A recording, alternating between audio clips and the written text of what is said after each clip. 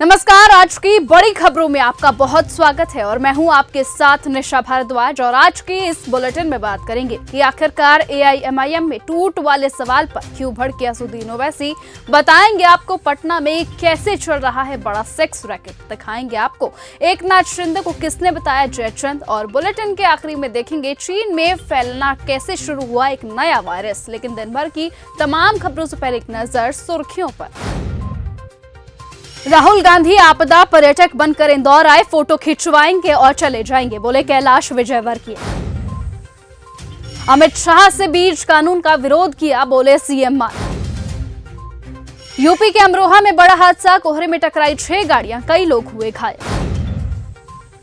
Audio video में छेड़खानी नहीं, बोले विजेंद्र गुप्ता। दिल्ली विधानसभा के स्पीकर विजेंद्र गुप्ता ने कहा कि जिस सदन की वीडियो के ऊपर सवाल उठाए गए हैं, विपक्ष की मांग पर उस सदन की रिकॉर्डिंग को फोरेंसिक साइंस लेबोरेटरी यानी कि एफएसएल को भेज दिया गया था।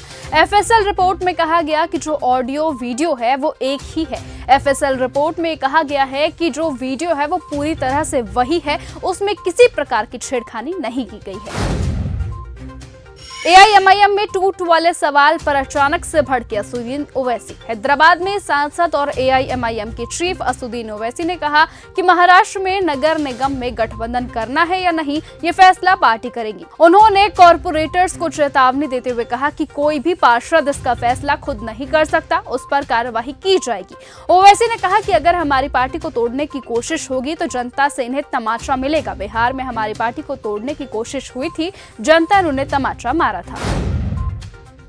इंदौर हादसे की जवाबदेही ले सरकार, बोले राहुल गांधी। मध्य प्रदेश के इंदौर में लोकसभा में नेता प्रतिपक्ष और कांग्रेस के सांसद राहुल गांधी ने कहा कि अलग अलग शहरों में यही हो रहा है जो सरकार की जिम्मेदारी है। साफ पानी, कम प्रदूषण, ये सभी जिम्मेदारी सरकार नहीं निभा रही है। यहाँ पर जिन लोगों ने ये करवाया है, सरकार में कोई तो जिम्मेदार होगा, तो कोई ना कोई जवाबदेही सरकार को लेनी चाहिए। और इन्हें जो मुआवजा मिलना है, ये जो सरकार की लापरवाही से हुआ है, उसके लिए इनकी पूरी मदद करनी चाहिए। पटना में चल रहा बड़ा सेक्स रैकेट। सांसद पप्पू यादव ने नीट छात्र की मौत के बाद सीबीआई की जांच की मांग की है। उन्होंने गंभीर आरोप लगाए और कहा कि पटना में एक बड़ा सेक्स रैकेट चल रहा है जिसमें लॉज, नेता और अधिकारी शामिल है। साथ ही साथ आपको बताएं, वो कहते हैं कि पीड़ित परिवार को न्याय दिलवाने के लिए वो हाई कोर्ट जाने के लिए भी तैयार है। एकनाथ शिंदे को किसने बताया जयचंद। महाराष्ट्र नगर निकाय चुनावों में भारतीय जनता पार्टी और एकनाथ शिंदे गठबंधन की जीत हुई है, जबकि शिवसेना यानी कि उद्धव ठाकरे को करारी हार का सामना करना पड़ा है। इन नतीजों के बाद अब शिवसेना यूबीटी के नेता संजय राउत का दर्द छलक उठा है और उन्होंने एकनाथ शिंदे पर निशाना साधते हुए उन्हें जयचंद बताया। राउत ने कहा कि अगर वो पार्टी को धोखा नहीं देते तो मुंबई का मेयर बीजेपी का नहीं बनता। एएसपी अनुज चौधरी पर नहीं हुई एफआईआर। उत्तर प्रदेश के संभल जिले में हुई हिंसा के दौरान दिव्यांग युवक आलम गोली लगने से घायल हो गया था। परिजनों के मुताबिक आलम बिस्किट बेचने निकला था, उसे हिंसा के बारे में जानकारी नहीं थी। इस मामले में पीड़ित परिवार 1 साल से न्याय के लिए भटक रहा है। तो वहीं जिला कोर्ट ने अनुज चौधरी के खिलाफ केस दर्ज करने के आदेश दिए हैं, लेकिन उनके खिलाफ एफआईआर दर्ज नहीं हुई है, जिससे पीड़ित परिवार निराश है। केस दर्ज नहीं होने पर पीड़ित युवक की बहन रजिया ने हाईकोर्ट में जाने की बात कही है। इंदौर पहुंचे राहुल गांधी। लोकसभा में नेता प्रतिपक्ष राहुल गांधी इंदौर के दौरे पर है। सबसे पहले वो बॉम्बे हॉस्पिटल पहुंचे। अस्पताल में भर्ती 4 मरीजों से मिलकर उनके हालात जाने और उनके परिजनों से भी मुलाकात की।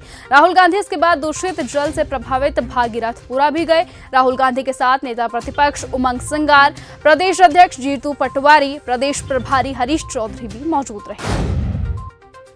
उद्धव की हार पर बोली कंगना रनौत। महाराष्ट्र बीएमसी चुनावों के नतीजे सामने आ गए हैं। इन नतीजों के साथ ही मुंबई नगर पालिका से ठाकरे परिवार का राज खत्म हो चुका है।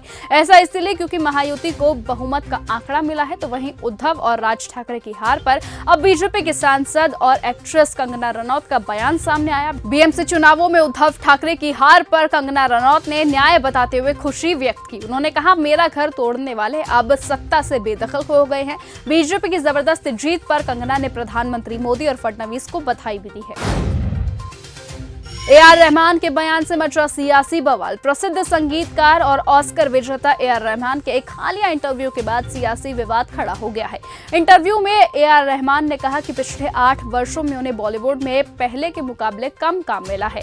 उन्होंने यह भी टिप्पणी की कि सत्ता में बदलाव का असर रचनात्मक माहौल पर सकारात्मक नहीं रहा। अब उनके इस बयान के बाद राजनीतिक प्रतिक्रियाओं का दौर शुरू हो गया। समाजवादी पार्टी के प्रमुख अखिलेश यादव ने रहमान के समर्थन में बयान दिया। उन्होंने कहा कि वो ए.आर. रहमान के बहुत बड़े प्रशंसक हैं। अखिलेश ने कहा कि रहमान के गाने रिलीज से पहले ही म्यूजिक चार्ट में टॉप पर आ जाते हैं।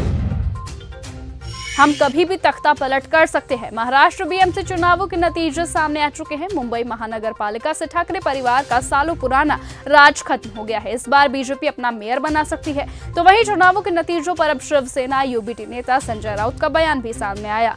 इसमें उन्होंने कहा कि ये नतीजे जयचंदों के कारण आए हैं। हालांकि हम तख्ता पलट कर सकते हैं।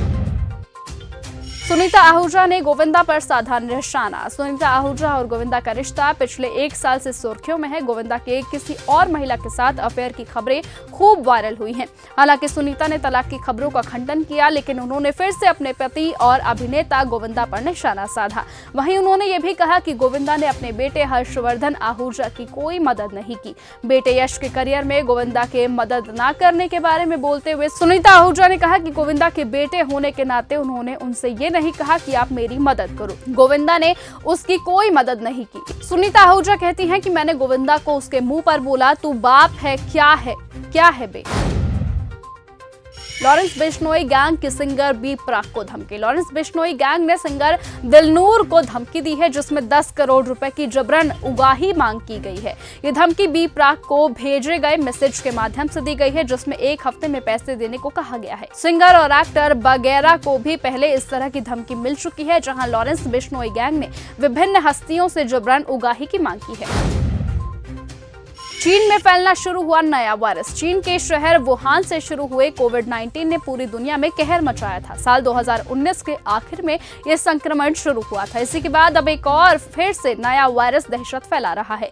इस वायरस का नाम है नोरा वायरस। ये वायरस फैलता जा रहा है। एक स्कूल में अभी तक 100 से ज्यादा छात्र संक्रमित इस वायरस से पाए गए हैं। ट्रंप ने दुनिया को दिखाया टैरिफ का डर। अमेरिका के राष्ट्रपति डोनाल्ड ट्रंप ने शुक्रवार को संकेत दिया कि ग्रीनलैंड पर अमेरिकी नियंत्रण का समर्थन नहीं करने वाले देशों पर शुल्क लगाकर उन्हें दंडित किया जा सकता है। ये आपको बता दें कि ये बयान ऐसे समय में आया है जब अमेरिकी संसद का एक प्रतिनिधिमंडल डेनमार्क और ग्रीनलैंड के सांसदों से मिलना तथा तनाव कम करने की कोशिश में लगा हुआ है। ईरान में फंसे भारतीय छात्रों की वापसी हुई शुरू। ईरान में जारी व्यापक सरकार विरोधी प्रदर्शनों, हजारों मौतों और अमेरिकी सैन्य धमकी के बीच भारत ने अपने नागरिकों को सुरक्षित वापसी के लिए बड़े पैमाने पर निकासी अभियान की तैयारी शुरू कर दी है। देर रात पहले बैच के भारतीय नागरिकों को विशेष उड़ान से तेहरान से दिल्ली लाया गया है और इसी दौरान इंदिरा गांधी एयरपोर्ट पर उनको लेने के लिए अमरोहा, संभल और बिजनौर से परिजन लेने पहुंचे थे। तो फिलहाल आज की इस बुलेटिन में सिर्फ इतना ही। देश और दुनिया की तमाम बाकी खबरों से ऐसे ही जुड़े रहने के लिए आप बने रहिए और ऐसे ही देखते रहिए हमारे साथ न्यूज़ गंगा। नमस्कार।